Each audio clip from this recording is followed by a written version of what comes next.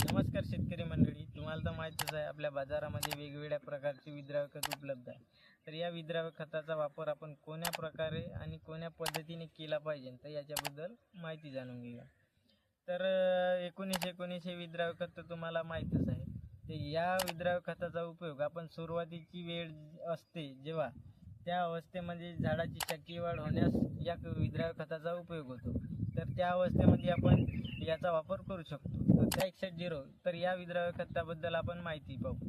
तर हे जे विद्राव्य खत आहे तर याचा उपयोग आपण झाडाची जास्तीत जास्त फुटवे होण्यासाठी या विद्राव्य खताचा उपयोग होतो.